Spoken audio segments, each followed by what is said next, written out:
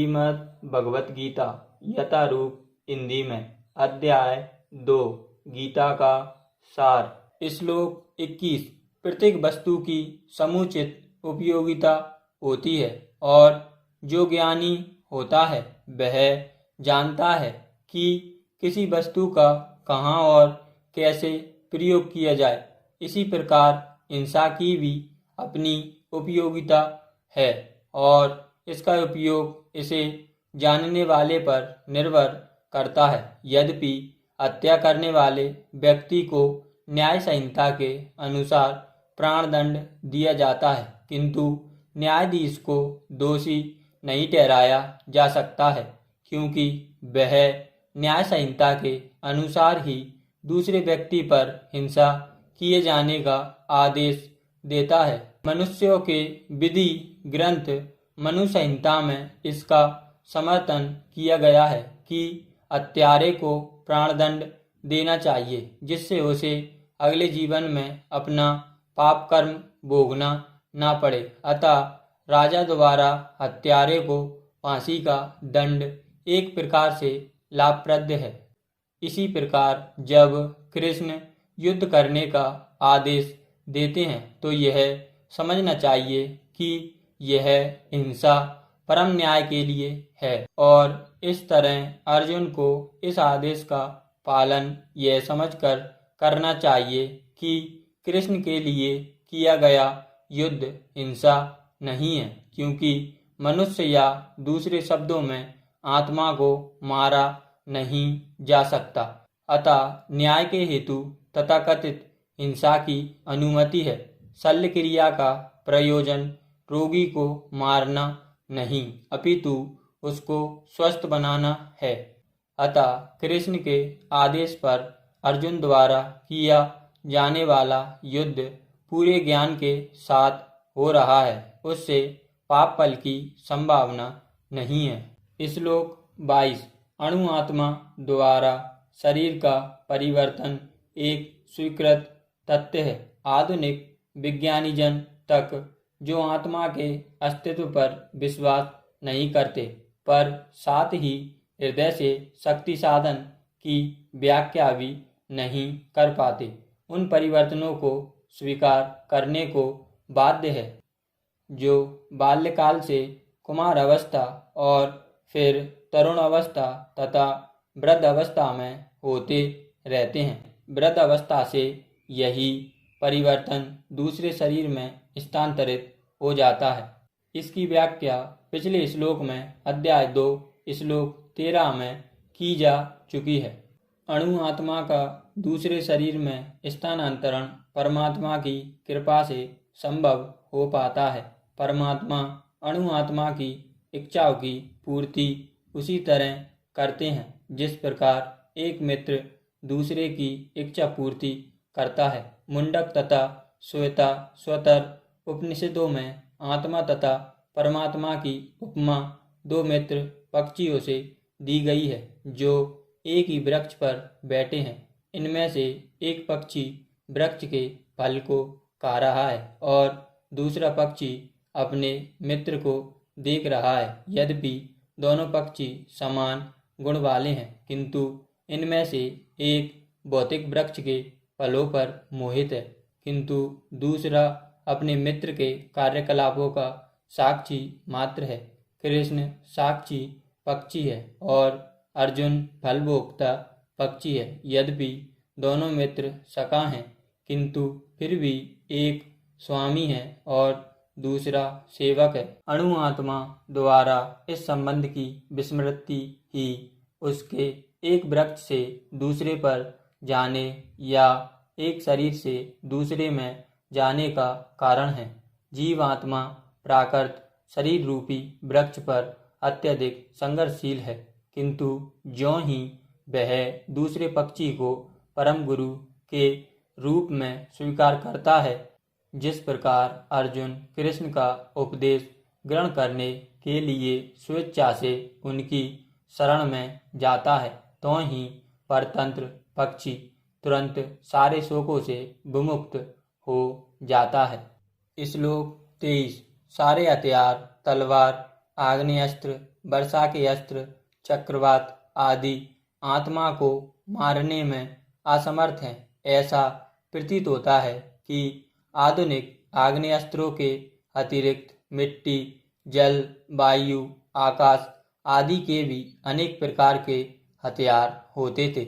यहाँ तक कि आधुनिक युग के नाभिकीय हथियारों की गणना भी आग्नेयास्त्रों में की जाती है, किंतु पूर्व काल में विभिन्न पार्थिव तत्वों से बने हुए हथियार होते थे। आग्नेयास्त्रों का सामना जल के हथियारों से किया जाता था, जो आधुनिक विज्ञान के लिए अज्ञात हैं। आधुनिक विज्ञान को चक्रवात हथियारों का भी पता नहीं है।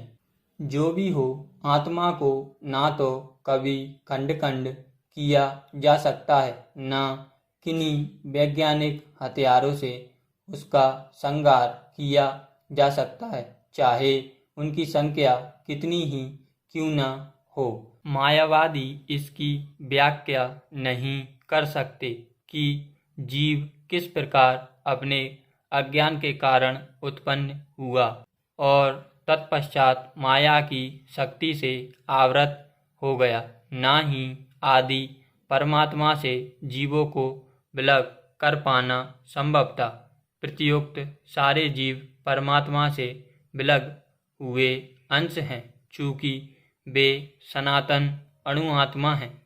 अतः माया द्वारा आवृत होने की उनकी प्रवृत्ति स्वाभाविक है और इस तरह वे भगवान की संगति से पृथक हो जाते हैं। जिस प्रकार अग्नि के स्फुलिंग अग्नि से विलग होते ही बुझ जाते हैं, यद्यपि इन दोनों के गुण समान होते हैं। बड़ा पुराण में जीवों को परमात्मा का भिन्न अंश कहा गया है। भगवत गीता के अनुसार भी वे शाश्वत रूप से ऐसे ही हैं। अतः मोह से मुक्त होकर भी जीव पृथक अस्तित्व रखता है, जैसा कि कृष्ण द्वारा अर्जुन को दिए गए उपदेशों से स्पष्ट है।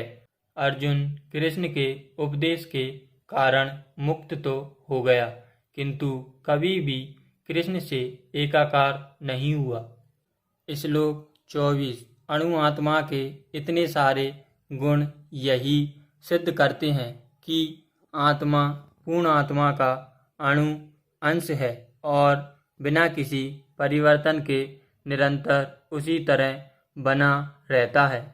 इस प्रसंग में अद्वैतवाद को व्याहृत करना कठिन है, क्योंकि अणु आत्मा कभी भी परमात्मा के साथ मिलकर एक नहीं हो सकता। भौतिक कल्मश से मुक्त होकर अणु आत्मा भगवान के तेज की किरणों की आध्यात्मिक स्फुलिंग बनकर रहना चाह सकता है, किंतु बुद्धिमान जीव तो भगवान की संगति करने के लिए वैकुंठ लोक में प्रवेश करता है। सर्वगत शब्द महत्वपूर्ण है, क्योंकि इसमें कोई संशय नहीं है कि जीव भगवान की समग्र सृष्टि में फैले हुए हैं। वे जल, थल, वायु, पृथ्वी के भीतर तथा अग्नि के भीतर भी रहते हैं। जो यह मानते हैं कि वे अग्नि में सुहा हो जाते हैं, वह ठीक नहीं है, क्योंकि यहाँ कहा गया है कि आत्मा को अग्नि द्वारा जलाया नहीं जा सकता। अतः इसमें संदेह नहीं है कि सूर्यलोक में भी उपयुक्त प्राणी निवास करते हैं। यदि सूर्यलोक निर्जन हो तो सर्वगत शब्द निरर्थक हो जाता है। श्लोक 25। जैसा कि पहले कहा जा चुका है, आत्मा इतना सूक्ष्म है कि इसे सर्वाधिक शक्तिशाली सूक्ष्मदर्शी यंत्र से भी नहीं देखा जा सकता। अतः यह अदृश्य है। जहाँ तक आत्मा के अस्तित्व का संबंध है, श्रुति के प्रमाण के अतिरिक्त अन्य किसी प्रयोग द्वारा इसके अस्तित्व को सिद्ध नहीं किया जा सकता। हमें इस सत्य को स्वीकार करना पड़ता है। क्योंकि अनुभवगम्य सत्य होते हुए भी आत्मा के अस्तित्व को समझने के लिए कोई अन्य साधन नहीं है। हमें अनेक बातें केवल उच्च प्रमाणों के आधार पर माननी पड़ती हैं। कोई भी अपनी माता के आधार पर अपने पिता के अस्तित्व को अस्वीकार नहीं कर सकता। पिता के स्वरूप को जानने का साधन या एकमात्र प्रमाण माता है। इसी प्रकार वेद अध्ययन के अतिरिक्त आत्मा को समझने का अन्य उपाय नहीं है। दूसरे शब्दों में आत्मा मानवीय व्यवहारिक ज्ञान द्वारा अकल्पनीय है। आत्मा चेतना है और चेतन है। वेदों के इस कथन को हमें स्वीकार करना होगा। आत्मा में शरीर जैसे परिवर्तन नहीं होते। मूलतः अविकारी रहते हुए आत्मा अनंत परमात्मा की तुलना में अणु रूप है। परमात्मा अनंत है और अणु आत्मा अति सूक्ष्म है। अतः अति सूक्ष्म आत्मा अविकारी होने के कारण अनंत आत्मा भगवान के तुल्य नहीं हो सकता। यही भाव वेदों में भिन्न भिन्न प्रकार से आत्मा के स्थायित्व की पुष्टि करने के लिए दोहराया गया है। किसी बात का दोहराना उस तथ्य को बिना किसी त्रुटि के समझने के लिए आवश्यक है।